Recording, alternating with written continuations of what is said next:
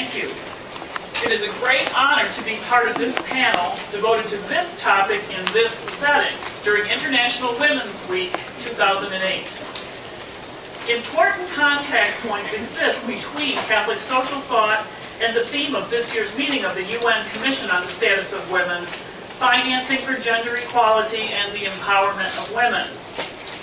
Both the UN and Catholic development initiatives aim to promote the dignity and flourishing of women in contemporary economic and social circumstances. Yet UN and Catholic advocacy for women also reflect unresolved tensions concerning gender and economic empowerment. Tensions endemic to the ideological and structural context of 21st century capitalism. Hopefully everyone has a little yellow sheet, and this is the outline of the talk I'm about to give, and the blue sheet as well. I'll be listening. Or maybe you can look on with someone. Today I first will highlight areas where Catholic and UN agendas for women's economic development coalesce. Second, I will point out tensions detectable in these two agendas concerning the what and the how of engendering economic development. I close by urging continued cooperation between these efforts toward economic livelihood for women. Part 1. Modern Catholic social teaching and tradition, and this is something that I've summarized some key themes of modern Catholic social teaching with respect to women's empowerment on this blue sheet. Refers to a body of official documents and the activity and scholarship surrounding it that stretches from Pope Leo XIII's 1891 letter on labor to the present. From its start, the modern Catholic social tradition has sought to offer substantive, spiritually and morally grounded responses to the challenges confronting men and women in industrialized and developing, and now post-industrial and globalizing economies. Personalist but not individualist, communal but not collectivist, the modern Catholic social tradition hinges on a robust vision of human flourishing within bonds of solidarity and community. It is fueled by a radical, simple idea, one that's also shared by the UN, an impassioned commitment to honoring the God-given dignity of each and every human person. This is radical and simple. Every single person counts. Every single person deserves to have enough. Seeing good work and material sufficiency as basic to human survival and flourishing, Catholic thought has made economic livelihood and empowerment within modern economies, particularly for the poor or working poor, a persistent concern. Modern Catholic teaching contends that the economy has a purpose. That purpose is to make accessible material livelihood for all members. Wage justice occurs when honest work provides material sufficiency for self-independence, security against the vagaries of illness, disability, and old age, and status through workers' voice and sharing in management and profits. Decent livelihood also requires that the wage economy serve and collaborate with the unpaid care economy of the family household. To this end, Catholic teaching has advocated a family living wage that can support, in combination with state policies, the wage earner and an adult caring for the household. Until the later 20th century, the Catholic living wage agenda maintained a gendered patriarchal ideal of a full-time male breadwinner, supporting a full-time female homemaker and children. Living wages for single women and female heads of households were also called for, but universal access to jobs whereby families could support themselves with the work of one full-time wage earner, gendered as husband or father, and a full-time household worker, gendered as wife or mother, remained the moral and economic goal.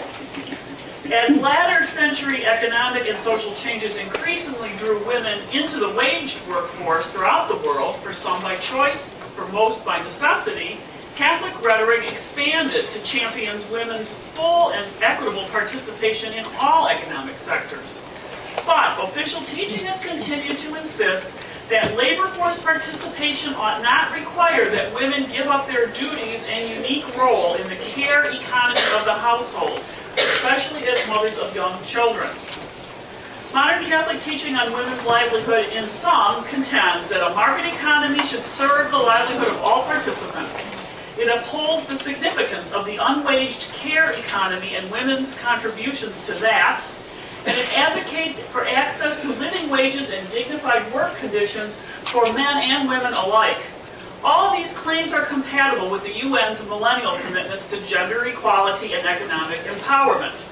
The UN and recent Catholic teachings also both argue that locally and globally, growing disparities of wealth, systematic undervaluing of the unpaid care economy, and increased economic insecurity, all of which disproportionately affect women, especially poor women, are symptomatic of flaws in the international economy that demand redress. Running through both Catholic and UN discourse on women's economic empowerment, one finds at the same time unresolved tensions concerning the meanings and the implications of gender, of equality, and of decent material livelihood for women and men. And I will name 4 of these. First, there is a tension between actual de facto interdependence of these two economies, care economy and wage economy, and the fact that economic value and power reside in the money economy, which simultaneously relies upon but undervalues the contributions of this non-wage care economy. Underpinning this is an economic culture that juxtaposes an ideal worker norm in the wage sector with a hidden or marginalized caregiver norm in the care sector.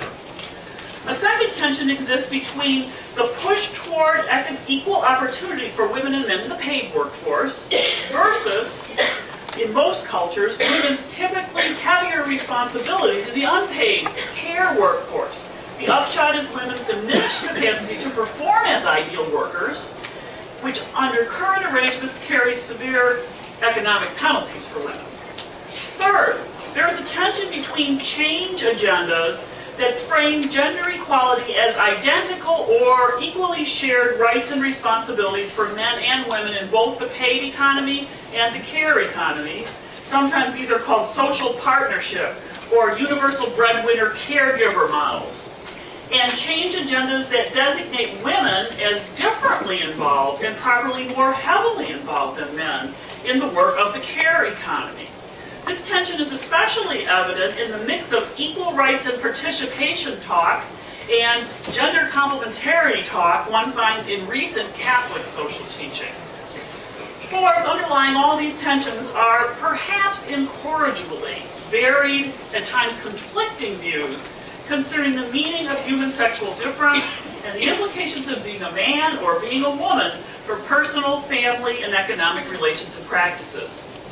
For all of its flaws, the breadwinner homemaker paradigm addressed these tensions and managed to hold in its own way together the various goods involved. The family living wages gender scripts gave it added emotional and motivational punch. But in actual practice, the breadwinner homemaker setup has never been attained by the majority of families in any country. Moreover, in the asymmetrical valuing of the wage and care economies that we have in capitalist markets, this norm leaves women or homemakers financially vulnerable and socially marginalized. Today it seems that livelihood for the majority of women and their families will involve some sort of combination of both participation in both wage and care economies. In conclusion, continued discerning dialogue between Catholic and UN constituencies can help shed light on the most fruitful ways to advance the economic well-being of women. The tensions I have noted reveal complex nodes of values that need special attention, and each area requires flexible sensitivity to the diverse ways that these tensions may be addressed in varying cultural settings. Thus, UN programs that seek gender equality through women's participation in the paid workforce do well to keep a careful eye on the consequences of labor market participation for the domestic care economy, and in particular on the need to rectify the mismatch between workplace rules and family duties that afflict so many wage workers. Catholic advocacy for economic options that allow women to continue to fulfill family duties will benefit from greater sensitivity to the injustice that rigid construals of feminine identity or roles can foster. In all this, what is most crucial is that continued collaboration continue toward this common goal, empowering dignified economic livelihood for all women and those for whom they work and care. Thank you.